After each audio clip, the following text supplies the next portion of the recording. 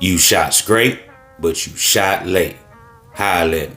This is the Rundown Podcast. I'm gonna give you the rundown. I'm Maya Shea. It was a scary afternoon yesterday for Houston rapper Bun B and his wife. A man knocked on the door, got inside, put a gun to his wife's head, demanding property. And then Bun B, hearing the commotion, got his gun, went downstairs, had a shootout with the suspect. The suspect ran. He has since been arrested. He was seen trying to force his way into other homes in the neighborhood. He was successful at forcing his way into their home and, put a gun to his wife's head. And, Bun and Queen aren't just clients. They're very close personal friends, and it was a terrifying ordeal, and I thank God that they are okay. My wife and I had ran some errands. We went out in the city, ran a couple of errands. I can't remember exactly what errands we ran, and then we came back to the complex and went back to the house. We went upstairs to the second floor. I realized that we hadn't stopped by the grocery store, and I was like, hey, I need to go by the grocery store, because we didn't go by the grocery store. But I decided, instead of going straight to the grocery store from that point, that I would use the bathroom before I left, because I didn't want to have to use the bathroom in the grocery store. That's kind of gross. And so I went to use the bathroom on the second floor. While I was in the bathroom, the doorbell rang, which was weird for me because I always answer the door whenever someone comes to the door. I never let my wife go to the door by herself. But because I was in the bathroom and she just happened to be expecting an Amazon package, because most of the packages that come to the house are mine, to be honest. But she was expecting something from Amazon, so she went down the stairs. I'm assuming that's how she got to the front door. I was still on the toilet at the time. And I started hearing her say, just take the car, just take the car. And I'm like, well, our car's paid for. It's not like somebody would be there to repossess it or anything. And then I heard her say it again, and I realized in her tone that something was wrong. I'd been with my wife for probably almost 20 years at that time, 20 plus years. And I'd never heard that tone in my wife's voice before. I'm a stern husband, but not I don't run my house like a crazy place or whatever. I'd never heard my wife have fear in her voice. I immediately started running. Somebody's in my house.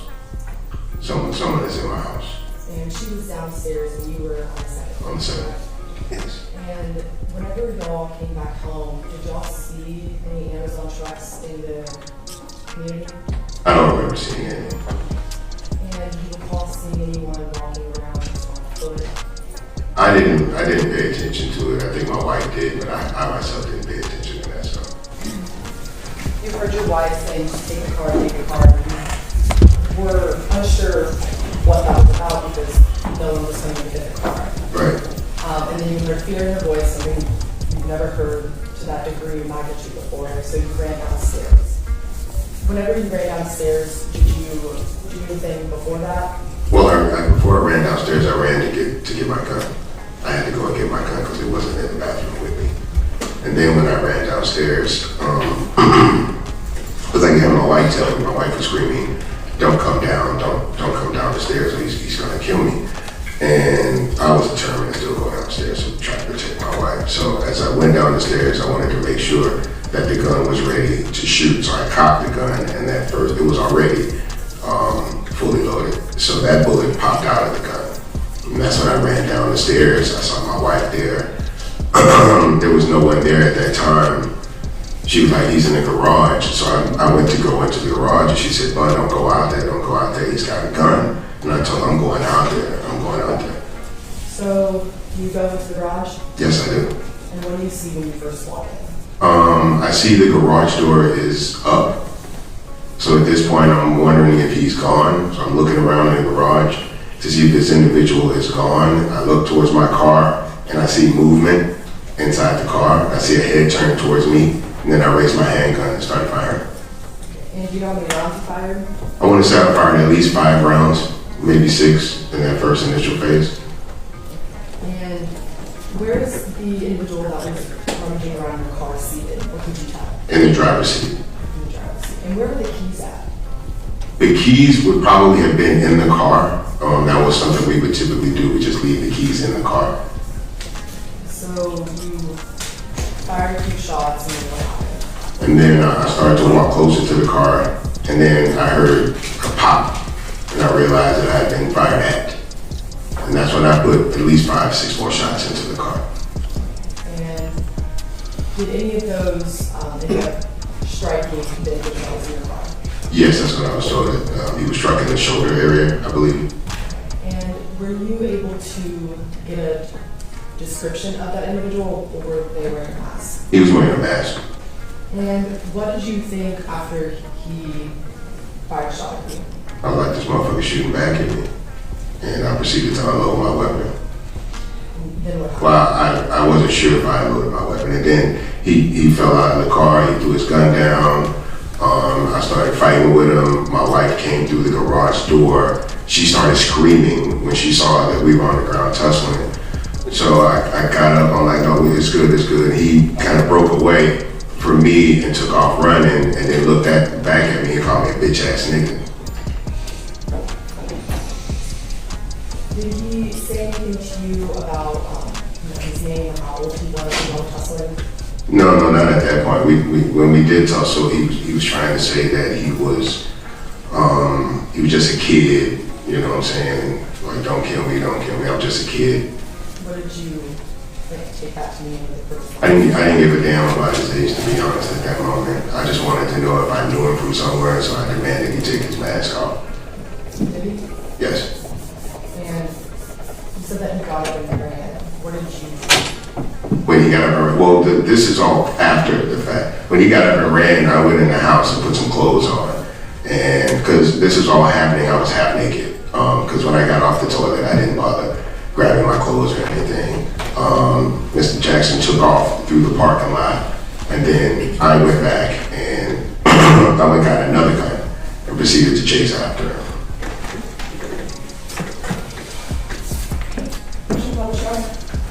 Yes, ma'am. car drivable after this? Yeah, it was drivable. And did y'all end up having to have the vehicle totaled? Yeah, because it was, a lot of it was pretty much destroyed interior-wise. So you went upstairs, and you grabbed the gun, put some clothes on, and ran downstairs, and did what? I jumped in the car and I drove where I knew that from this complex, the way it was built, there's only 2 ways you can go, and both of them are highly visible. So when I pulled out to the street to Fannin, and I looked to the right, I saw he wasn't there. So I was like, he's got to be to the left. So I immediately started driving over to the left and saw him running down Fannin Boulevard. And then what street was still left? Fannin. Yeah. Well, either way you look left or right, it's Fannin Street. It's just so the street that you live on though was. It's Fannin, the main street. Inside, once you get inside the complex, those streets have names. So how did you know that he had hop in a car? What made you believe that he was still possibly on foot? I didn't know that, to be honest. I didn't care. I just wanted to try to find this person. And why were you wanting to find this person so badly? I wanted to know who that was behind the mask. I meet a lot of different people in my business. I come into contact with a lot of people. Some of them are friends, some are acquaintances, some are friends of acquaintances. So I just wanted to know if this someone was someone that I knew personally or someone that I knew that knew someone that knew me personally. Had something happened during that time, a few months before, that put you on edge and also fueled that wanting to find out who this was? No, not particularly. Just the idea of seeing my wife in this state, hearing her voice in this state. I mean, I'm her husband. That's my primary job, is to protect her and make her feel safe. And I wanted to know who had done this to her. So you see him walking down Fannin. Running. Running down Fannin, I'm sorry. And at this point, you have a mask on? Yes. So you see him, and what do you do? I pulled my car up to him. I basically cut him off on the street, and I jump out. And I tell him, you gotta take that mask off. I need to see who you are. He did. And I made him pull his shirt up to see his tattoos too, just in case I knew of any affiliation that his tattoos would have suggested. And what were some of the tattoos that you remember? I don't remember. I just remember that there weren't any that I recognized from any affiliations to people that I may have known or come across with. And the mask, I know you said that it was the two eyes were cut out and then the mouth and then the top was cut out for his hair. Yes. Okay, and whenever you saw the mask was still on, The hair was coming out of the top. and at that point you took the mask off and you realized and looked at the tattoos didn't have an affiliation, like you knew what did you do? I looked at his face and I realized I didn't recognize his face. And then I also realized in that moment that if I committed any kind of violent act against him, since it wasn't at my residence anymore, that I was going to be in trouble. And at that time, I started hearing police sirens. And when I started hearing police sirens, because I'm pretty sure my wife had called 911 or someone had called 911. When I heard the police sirens, I realized I'm a black man standing in the middle of the street with a gun. And I'm trying to see where the police are coming from because I don't want them to pull up and shoot me. So as I turn around to try to see where the police are, and I turn back around, he had took off running and jumped the gate. For starters, this incident happened to her from a black man with a mask on and dreadlocks. A couple of months after this incident, not long after this incident, we were dealing with COVID. COVID became extremely triggering for my wife. Whenever she would see a black man with dreadlocks and a mask on, she became triggered. COVID lasted almost 2 years. This is almost any time we left the house in the city of Houston, you would go out and you'd see some black man in dreadlocks with a mask. It got to the point where she just didn't want to leave the house anymore. She didn't want to answer the door. She didn't want to be around people anymore because God forbid she saw a black man with a mask on, and she didn't want to feel like that against all black men when only one black man had done this to her. But it was these signs that were constantly triggering and re-traumatizing her over and over again. And even still, when we came here for the last hearing, that didn't happen. There were two people, I think, that they were supposed to be heard in court that day. They were black men, they had dreadlocks, she was triggered. So this is something that my wife still, even with therapy, and then her therapist died. So that's just a lot, this woman has been having to deal with. I'm just trying to, be a rock for her. It is because, there are times when she gets closed off. She can't communicate. And I get so angry all again because she didn't deserve it. She didn't ask for this. She didn't ask for this.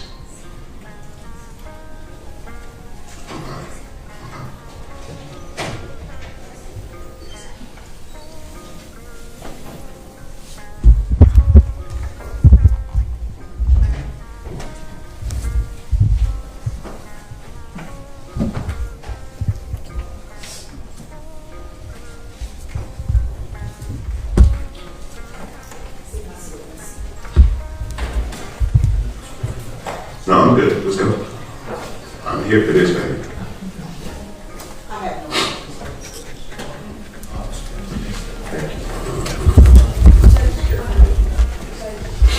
Say man, hey man, it's OG Jucario. Now back at you with another one. And I had to come spin the YouTube block on this topic about Bun B from the legendary group UGK. Rest in peace, Pimp C. That boy Bun has been going through a lot of unpredictable things at this time because, he's found himself caught up in a lawsuit with Trio Burgers, the business venture that he opened up out there in the city of Houston, right? And Bun has found himself having to testify in the case from 5 years ago. That's right, doing both, if you know what I mean. And Bun found himself testifying on the stand because of an assailant. Home invasion happened, like I said, 5 years ago, where an assailant put the gun to his wife's head. Now, this guy gained entry because his wife answered the door because she thought this was an Amazon package that was being delivered to their house. And Bun said he was upstairs on the second floor when this happened. They had just returned home from running errands, as you heard in the video that I played earlier, right? And Bun said he had to use the restroom before they got back out on the town in the city to do some more shopping. And I'm assuming that he had to do the number 2 because Bun said that he was half dressed, right, when this whole incident took place, and he had to go run to his room to get the pistola.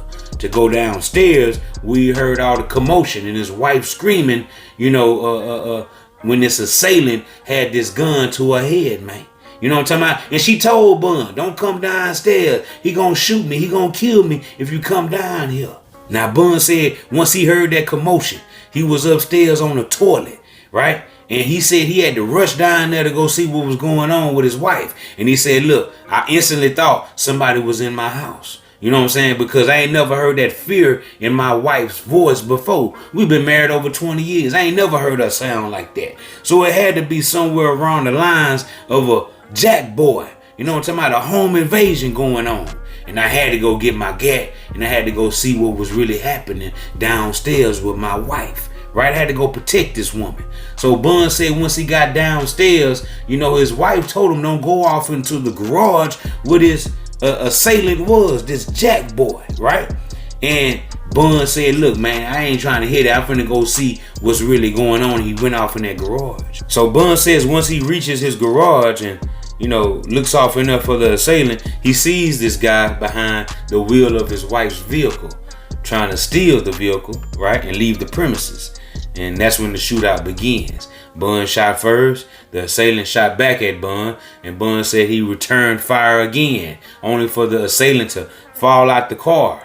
And that's when Bun said he told the guy to take off his mask, right?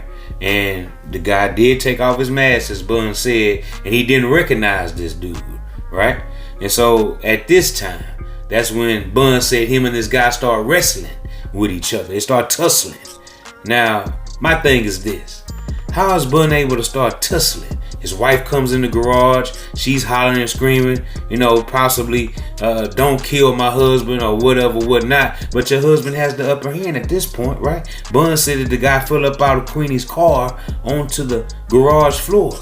Now, what you tussling with him for, Bun? It don't make sense to me, man. Because look, now, the guy has obviously been struck with gunfire.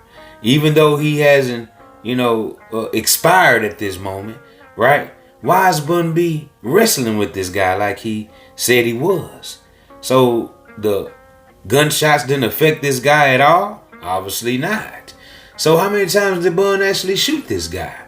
I mean, because if he wasn't DOA and you have a chance to, basically get away now at this point after the homeowners have fired at you, something's wrong. Did not, Bun want to actually take this man's life or what? And some type of way, the assailant gets away at this point, right? Leaves the garage running, bailing up out of the neighborhood, right? Bun said he had to go upstairs, go get his other pistol, and finish putting his clothes on because he was on the toilet. So by Bun having to go back upstairs and get fully dressed is letting us know that when he got off that toilet, he didn't have all his clothes on from the waist down. Wowzers. Yikes. That's nasty work, Bun. But you had to do what you had to do, and I understand that, brother. You didn't have no time to put on no drawers. I'm thinking this, did you even have time to wipe your behind? Because at the same time, you said you was on the toilet. Now, a man don't sit down and pee last time my manly ass checked. So at this point, I'm thinking, did Bun even have a chance to wipe his ass? Because, you said you was sitting on the toilet, Bun, when all this happened. Or did not the number 2 come down? Did this bowel movement not happen all the way yet, right?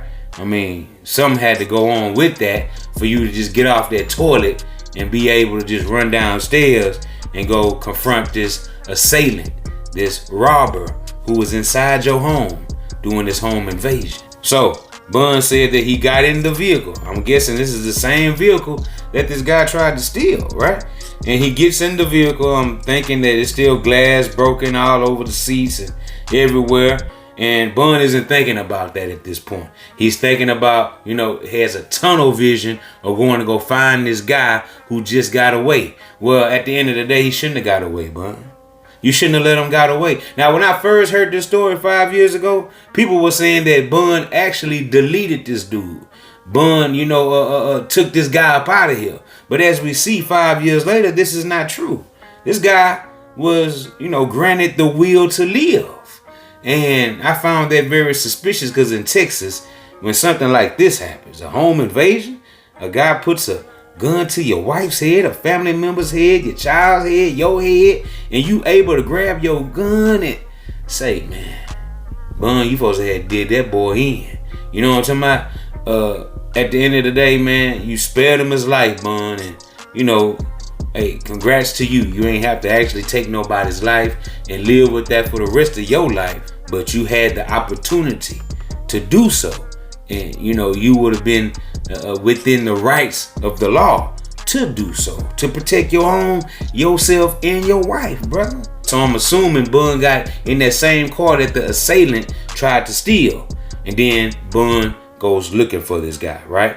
He has the other gun on him, and he goes looking for this guy. And he says there was only 2 ways about that apartment complex, right? And he found this guy running down Fannin Street, okay? And on Fannin Street, when he found him, Bun said he blocked him off. He swooped in front of him, blocked him off, right? And at this point, I'm guessing Bun didn't have no type of fear. He ain't know if this guy still had another weapon on him or not, right? That didn't matter. Bun blocked him off, and evidently, obviously, he drawed down on him and told him, hey, take your mask off. I need to see who you are. But he had previously said in the garage, the guy took his mask off. So I'm still like, you know, you made him take his mask off twice? I mean, you know, that right there didn't seem, you know, logical to me, because you already previously had the guy take his mask off in your garage, right? And then now on this second occasion, when you caught the guy running on Fannin Street, Bun says that he made the guy also show him his tattoos to see what type of affiliation he had. Now, trying to see what type of tattoos this assailant had is crazy to me, because why would that matter at this point? I mean, knowing the type of tattoos and the affiliation this guy had, you know what I'm saying, lets me know one thing. Bun probably wanted to see if it was a tattoo that he recognized from a certain entity. What other reason would Bun B want to see this assailant's tattoos, y'all?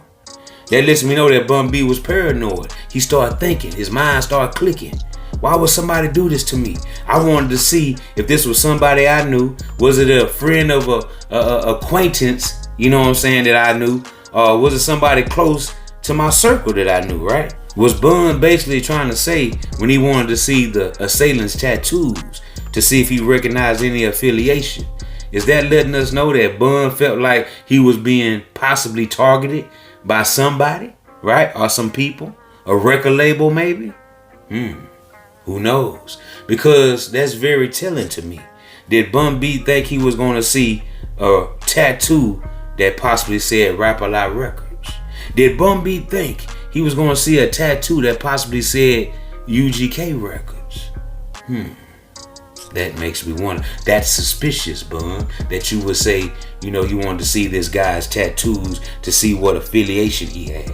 You know, that's something like along the lines of police talk, you know, law enforcement talk, to see what type of gang affiliation a person has, you know, by their tattoos, right?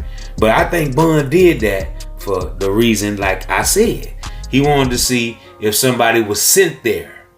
You hear me? Allegedly, okay? But I'm only saying that because Bun said that, right? Now, so with the assailant getting the chance to flee the scene again after Bun had already tracked him down, because Bun said he was distracted by the police sirens, right? They were on the way. Somebody called the laws. Maybe his wife, maybe the neighbors, right? And Bun said he didn't want to chase after this assailant, and he had to get up off the scene because he had that pistola on him. And he didn't want the law enforcement to ride up on him and think that he was the one. He was the assailant that was involved in this alleged robbery, trying to rob somebody, you know, looking guilty. Okay, I understand that, Bun. Bun had to have a reason to go after the assailant after the guy had already left his property and got away. See, that's why he made it seem as if he didn't even see his face during the tussle, right? But he had already answered that question when she said, did the assailant, you know, say anything about his age or his name during the tussle? Bun said he didn't give a damn about that. He just wanted to see who was behind the mask. He wanted him to take the mask off. And the lady said, well, did he? And Bun said, yes, he did. Bam. Bun, you told on yourself, brother. So you had to come back and say, well, that was after the fact. It wasn't after the fact. You just told on yourself. So you made it seem as if you had to go track him down again to see who that was behind the mask, right? Acting as if you just didn't see this guy's face in order to see the tattoos now. Now, when the assailant's father got on the stand, he testified that this guy was a star football player, right? He had 2 cars. He was a good kid. So why was this guy out here doing this? Who knows? Well, at the end of the day, the grandmother tried to say that the guy had mental health issues. And the courts weren't trying to hear that, right? And, he had an outburst when his father was testifying. The assailant had a big cry out. Like, Dad, don't tell him that. I'm trying to use a mental health plea here. Nah, brother. That's not going to work because they handed him down 40 years. Now, the assailant's dad felt like, that was too much time for his son to get behind this crime or whatnot. And hey, man, he felt like just because Bun B is a celebrity, that's why the judge handed down such a harsh 40-year sentence for his son out here committing that crime. So as we come to understand, that 40-year stint that he got wasn't just because of what he did to Bun B and his wife, right? It was also for other crimes he committed after he was let out on bond. And the father feels like the 40 years was too much. Really? Yes, sir. It was very unusual, right? He pled guilty years ago, right, to a judge that's no longer on the bench, a judge that was even too liberal for the incredibly liberal Harris County sensibilities, decided after he pled guilty to give him a bond so he could show him if he was going to behave well enough to be on deferred adjudication. Deferred adjudication probation for forcing his way into a woman's house and putting a gun on her forehead, threatening her life, and shooting at her husband. Absolutely disgusting. And what did this criminal do? He went out and he got charged with 3 federal felonies, including stealing a mail truck and driving onto an airport tarmac. Went to federal prison. And this is before this case is over. This is before this case is over, while he was on that bond. Then he gets sent back here. We heard testimony in this hearing that he was bullying older inmates at the Harris County Jail, stealing people's commissary, threatening people, assaulting people, throwing bottles at guards, had to get moved from tank to tank to tank because he was a de facto tank boss. And his pre-sentence investigation denied putting that gun to Queenie Freeman's head, claimed that he thought it was a vacant house when they got video from their doorbell camera of him forcing himself in. And Judge Warren listened to all this. He listened to defense counsel argue that it wasn't really him. It was mental illness. It was drug addiction. His parents talked about how he struggled, but then admitted that he was a football star, that he had 2 cars and a moped, that he had a pretty nice life, that he went to junior college with the intent of playing football and decided to throw it all away and almost took the life of one of my closest friends doing it. Judge Warren listened to 2 days of that nonsense and gave him 40 years in prison. More breaking news now. The man charged with robbing Bun B and his wife Queenie has been sentenced. We just learned that DeMonte Jackson received 40 years in prison for each charge. Those sentences will be served concurrently. Jackson pleading guilty to felony charges related to the 2019 home invasion. During the robbery, he held Queenie at gunpoint. He was shot during a gunfight with Bun B. Today, we heard from Jackson's grandmother, along with prosecutors. They called witnesses who performed Jackson's psychological analysis. It took 5 years to get to this point. Lawyers for Jackson say he has been undergoing mental health treatments. Now, Bun B received a lot of backlash from the younger generation, the Gen Zs, right? The new millenniums who feel like, Bun was snitching. And, a guy like myself, I'm 43-year-old man, I don't believe that was snitching at all. I believe Bun had to testify about the shooting that occurred inside of his residence. And a lot of older people who have principles and morals and integrity and things to live for, like a family, right? Have a job, they're tax-paying citizens. All these people are saying, no, that's not snitching. Y'all don't know what snitching is. Anytime you take the stand and you're, giving your testimony about somebody nearly taking your life in a robbery at that, right? Put a gun to your wife's head or children or your head or whatnot. You have the right to defend yourself, and now you have to testify about what happens, especially when gunfire is involved, right? And so, you know, a lot of people have the misconception about snitching. And like I said, I think it's more of the younger generation who are calling Bun B a snitch. And I think that's dead wrong, because the man had to, you know, take the stand and, you know, give us account of what happened, because the law enforcement did get involved, right? And people want to bring up the Lil Durk thing. Well, nobody got caught for Lil Durk. It was no assailants caught in the Lil Durk home invasion, right? Or robbery or whatever that would occur with Lil Durk, right? So it wasn't nobody to go to court with. You know, in this situation, it's totally different. They had somebody who was caught because the assailant went to the hospital, y'all. He went to the hospital and, you know, he tried to get treatment for the wounds that he received in the shootout with Bun B. And that's when he was arrested. I'm Maya Shea. It was a scary afternoon yesterday for Houston rapper Bun B and his wife. A man knocked on the door, got inside, put a gun to his wife's head, demanding property. And then Bun B, hearing the commotion, got his gun, went downstairs, had a shootout with the suspect. The suspect ran. He has since been arrested. He was seen trying to force his way into other homes in the neighborhood. He was successful at forcing his way into their home and, you know, put a gun to his wife's head. And, you know, Bun and Queen aren't just clients. They're very close personal friends. And it was a terrifying ordeal, and I thank God that they are okay. This incident happened to her from a black man with a mask on and dreadlocks. A couple of months after this incident, not long after this incident, we were dealing with COVID. COVID became extremely triggering for my wife. Whenever she would see a black man with dreadlocks and a mask on, she became triggered. You know, there are times where she gets closed off. She can't communicate. And I get so angry all again because she didn't deserve it. She didn't ask for this. She didn't ask for this.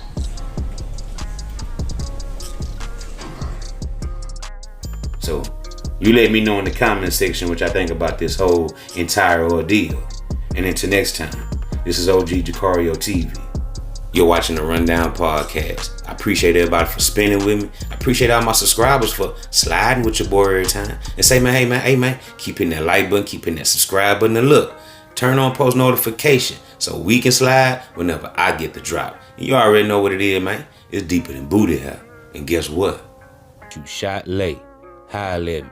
This is the Rundown Podcast. I'm gonna give you the rundown. I'm gonna give you the rundown.